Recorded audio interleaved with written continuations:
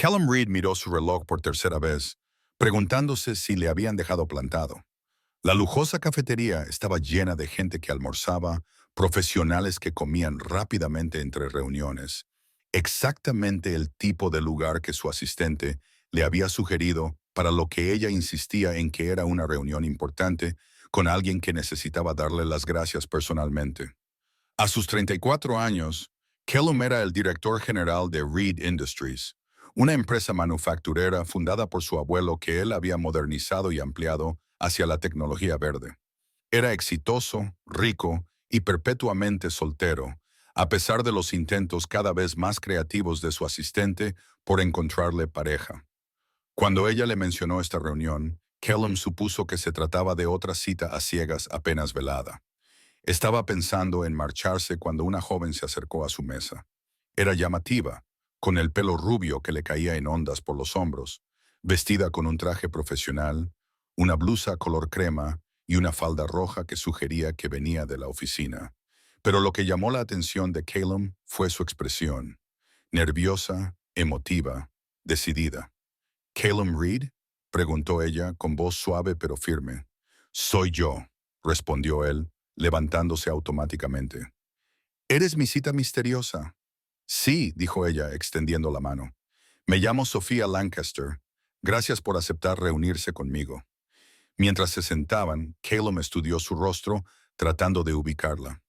Le resultaba vagamente familiar, pero no conseguía identificar dónde podrían haberse conocido. Tengo que ser sincero, dijo Calum. Mi asistente organizó esto y fue muy misteriosa al respecto. Dijo que alguien necesitaba darme las gracias personalmente, pero no tengo ni idea de por qué. ¿Nos conocemos? Sofía respiró hondo, y Calum vio que sus ojos brillaban con lágrimas contenidas. Nos conocemos, aunque usted no lo recuerde. Fue hace 10 años. Yo tenía 14 años y usted me salvó la vida. Calum sintió que se le encogía el corazón. No lo entiendo. Hace 10 años usted tenía 24 años y acababa de empezar a hacerse cargo de la empresa familiar. Comenzó Sofía. Era tarde por la noche. Llovía y tú conducías de vuelta a casa desde la oficina. ¿Recuerdas haber parado en un puente? Un recuerdo parpadeó, vago y lejano. Calum había intentado olvidar aquella noche. La había archivado como uno de esos momentos extraños e intensos que parecían casi un sueño. Recuerdo haber parado el coche, dijo lentamente. Había alguien en la barandilla del puente. Esa era yo, dijo Sofía, con lágrimas que ahora fluían libremente.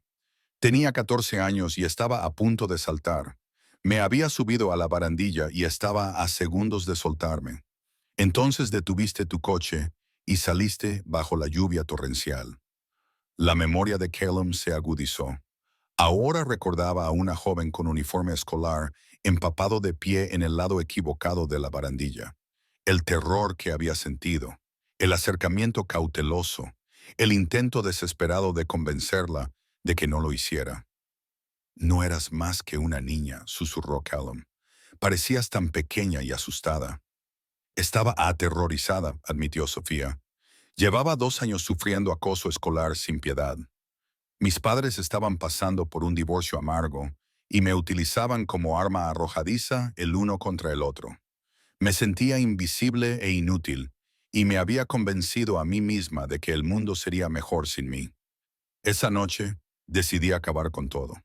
Se inclinó hacia adelante, con las manos entrelazadas sobre la mesa. Entonces apareciste tú, ese desconocido con un traje caro, empapado por la lluvia, diciéndome que entendías lo que se sentía al estar desesperada. ¿Recuerdas lo que me dijiste? Calum lo recordó. Te dije que yo había sentido lo mismo cuando era más joven, que había perdido a mis padres en un accidente de coche cuando tenía 16 años y quería rendirme, que la vida me parecía insoportable hasta que alguien me dijo que el dolor es temporal, pero la muerte es permanente. Me hablaste durante más de 1 hora, dijo Sofía, de pie bajo la lluvia, completamente tranquilo, como si no tuvieras ningún otro sitio al que ir. No me diste un sermón, ni me dijiste que mis problemas eran insignificantes. Me trataste como a un adulto, como si mi dolor fuera real y válido. Y, finalmente, dijiste algo que lo cambió todo. ¿Qué dije? Dijiste, no sé cómo te llamas y después de esta noche no volveremos a vernos nunca más. Pero necesito que sepas que tu vida tiene valor, aunque ahora mismo no puedas verlo. Alguien, en algún lugar, te necesita para sobrevivir esta noche. Tu yo futuro necesita que seas valiente solo un poco más. ¿Puedes ser valiente un día más? ¿Solo uno? Caleb sintió que se le hacía un nudo en la garganta. Había dicho esas palabras porque eran las que alguien le había dicho a él una vez, palabras que lo habían mantenido vivo durante su momento más oscuro. Fui valiente un día más, continuó Sofía, y luego otro, y otro. Llamaste a la línea de ayuda para crisis por mí esa noche. Esperaste conmigo hasta que llegó alguien. Me hiciste prometer que iría a terapia para darle una oportunidad más a la vida. Lo recuerdo, dijo Caleb en voz baja. Llegó el terapeuta y te fuiste en su coche. Nunca supe qué te pasó después de eso. Intenté averiguarlo, pero la confidencialidad del paciente me impedía obtener información. Me sometí a una terapia intensiva, dijo Sofía. Me diagnosticaron depresión y ansiedad. Mis padres finalmente se dieron cuenta de lo grave que era la situación y dejaron de utilizarme en sus peleas. Me cambié de colegio, hice nuevos amigos y aprendí a verme de otra manera. No fue fácil ni rápido, pero sobreviví porque un desconocido se preocupó lo suficiente como para quedarse bajo la lluvia y convencerme de que mi vida merecía la pena. Sacó su teléfono y le enseñó unas fotos. Me gradué en el instituto con honores. Me aceptaron en Northwestern. El mes pasado me licencié en psicología. En otoño voy a empezar un máster para convertirme en terapeuta de adolescentes con problemas de salud mental. Gracias a ti. Callum miró las fotos de una joven segura de sí misma, con toga de graduación, rodeada de su familia sonriente, viviendo una vida que casi no llega a existir. Sofía, me alegro mucho de que hayas sobrevivido, de que hayas prosperado, pero yo no hice nada especial. Simplemente no pude marcharme. Sí que hiciste algo especial, insistió Sofía, inclinándose hacia él y bajando la voz para que solo él pudiera oírla. Solo estoy aquí para darte las gracias. Gracias por verme aquella noche, por tratar mi dolor como algo real, por darme permiso para ser valiente un día más. Me diste una vida, Callum. Todas las cosas buenas que han pasado desde entonces existen porque detuviste tu coche en ese puente. Caleb sintió que se le llenaban los ojos de lágrimas. Estoy muy orgullosa de ti por luchar, por curarte, por convertir tu dolor en un propósito. Hablaron durante otra hora. Sofía le contó sus planes de trabajar con adolescentes en riesgo para hacer para ellos lo que él había sido para ella. Caleb compartió más de su propia historia, el dolor y la depresión que casi lo consumieron después de la muerte de sus padres. La persona que lo había salvado fue mi abuelo. Caleb me explicó. Me contó que había perdido a su esposa siendo joven, que había estado a punto de rendirse. Dijo que había sobrevivido ayudando a los demás, convirtiendo su dolor en un propósito. Por eso creó esta empresa, para crear puestos de trabajo y oportunidades para las personas que necesitaban una segunda oportunidad. Y por eso tú continuaste con su legado, dijo Sofía con comprensión. Lo he intentado, admitió Caleb, aunque a veces me pregunto si realmente estoy marcando la diferencia o solo ganando dinero. Tú marcaste la diferencia para mí, dijo Sofía con firmeza, la mayor diferencia posible. Cuando se levantaron para marcharse, Sofía sacó un sobre de su bolso. Te escribí una carta. De hecho, te he escrito docenas a lo largo de los años, pero nunca las envié porque no sabía cómo encontrarte. Esta es diferente. Léela cuando tengas tiempo. Después de que Sofía se marchara, Caleb se sentó y abrió el sobre. Dentro había una carta manuscrita de varias páginas. Sofía detallaba los últimos 10 años, el duro trabajo de la terapia, los momentos en los que había querido rendirse, pero recordaba sus palabras, el día en que decidió convertirse ella misma en terapeuta. Escribió sobre su graduación, su familia curada y completa, sus amigos que se habían convertido en familia. Pero el último párrafo le cortó la respiración a Callum. Me dijiste que alguien en algún lugar me necesitaba para sobrevivir esa noche. Tenías razón. El año pasado trabajaba en una línea de atención telefónica para casos de crisis como parte de mi formación. Llamó una chica de 16 años que estaba en el mismo puente donde tú me encontraste. Estaba dispuesta a saltar. Hablé con ella durante 90 minutos y utilicé tus palabras. Le dije que fuera valiente un día más. Está viva gracias a lo que tú me enseñaste. Su supervivencia es también tu legado. Te escribo para decirte que las ondas de tu bondad siguen propagándose, tocando vidas que nunca conocerás. Gracias por enseñarme que una sola persona puede marcar la diferencia. Callum se quedó sentado en esa cafetería mucho después de la hora de cierre. El personal era demasiado educado para pedirle que se marchara. Llamó a su asistente y le preguntó cómo lo había encontrado Sofía. Ella me localizó a través de LinkedIn, le explicó su asistente. Dijo que llevaba años buscándote. Cuando me contó la historia supe que querrías conocerla. ¿Me equivoqué al organizarlo sin decírtelo? No. Calum dijo, hiciste muy bien. Esa reunión cambió algo fundamental en Calum. Había pasado toda su vida centrado en las métricas empresariales y el éxito financiero, midiendo su valía en informes trimestrales. Pero la visita de Sofía le recordó que el impacto real no siempre se puede medir en hojas de cálculo. Creó una fundación a través de Reed Industries, centrada en el apoyo a la salud mental de adolescentes y jóvenes adultos. Financió programas de asesoramiento en situaciones de crisis, iniciativas de salud mental en las escuelas y formación para personas como Sofía que dedicaban su vida a salvar a otros. Él mismo comenzó a trabajar como voluntario en una línea de atención telefónica para situaciones de crisis, pasando 2 noches al mes hablando con personas en sus momentos más oscuros, transmitiéndoles las palabras que una vez le habían salvado a él y que él había transmitido a Sofía. 2 años después de su reencuentro, Calum fue invitado a hablar en la inauguración de un nuevo centro de salud mental para adolescentes. La oradora principal era la doctora Sofía Lancaster, que ahora tenía un máster y ya estaba causando sensación en el campo de la psicología en adolescente. Después de sus charlas, se encontraron solos en la biblioteca del centro. Y Sofía dijo en voz baja, «Tengo que decirte algo». «¿Qué es?», preguntó Calum. «Cuando te localicé hace 2 años, solo era para darte las gracias.